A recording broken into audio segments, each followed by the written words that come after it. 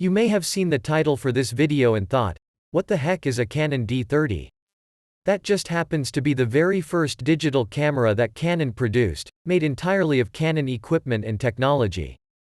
It had a crop sensor and was sold to the public in 2000 for a staggering $2,999. That's $4,980 when adjusted for inflation in 2023. In this video I'll compare that camera to the Canon R7, the best crop sensor camera that Canon makes as of 2023.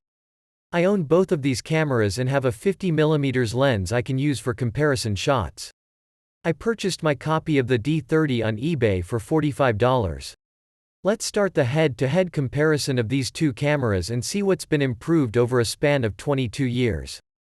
Though the two cameras have a roughly equal-sized image sensor, the D30 being just slightly bigger, the D30 only offered 3 megapixels, while the R7 offers 33 megapixels. Other notable differences between the two are the ISO range, the LCD size, and the frames that can be captured per second. Having shot with the D30 many times, I can tell you that you will want to avoid ISO 1600, it's quite noisy. Let's look at the specifics of what 22 years of innovation have brought us. The newest and best Canon cameras offer a sensor protection mechanism where the shutter closes so that when you swap lenses you don't get dust on the sensor.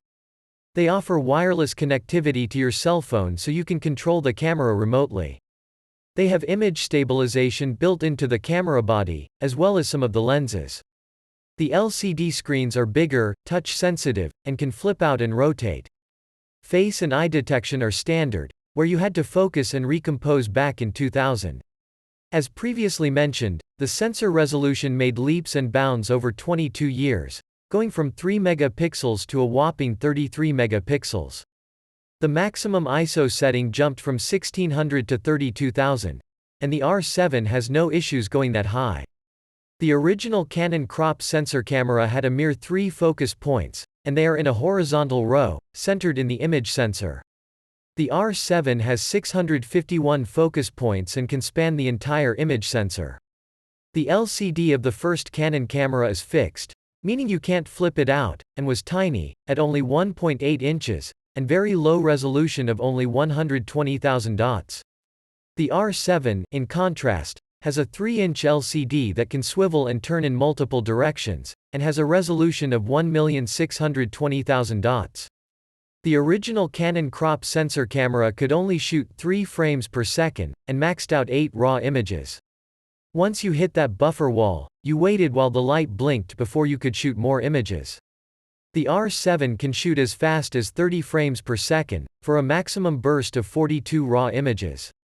The D30 weighs a bit more, but this is mostly because it is larger and has a mirror box, where the R7 is smaller and mirrorless. Back in 2000, having video features in a digital camera was absolutely unheard of. But by today's standards they are a must-have. The R7 has a microphone and headphone jack for video recording, can shoot video in resolutions as high as 4K, downsampled from the 6K sensor, and slow motion up to 120 frames per second in high definition. The R7 has weather protection, something that wasn't offered back in 2000 in the original Canon digital camera. Other features you couldn't do back on the original camera are time-lapse recording, auto exposure bracketing, and connecting your camera to other devices via Bluetooth. Other features that never existed 23 years ago, but are available on today's cameras, include focus bracketing and stacking. This is where your camera takes many close-up images of a subject in different focus points and then blends all those images together in one crisp image, and it can do all that in the camera. Although the original Canon digital camera had a hot shoe, the more modern camera has an electronically enhanced hot shoe so that you can attach devices like wireless microphones that use the battery of the camera instead of requiring a separate battery for the microphone, and no wires to plug in. And something that wasn't offered decades ago was the ability to have more than one memory card slot. Even the original Canon 1D didn't offer more than one card slot.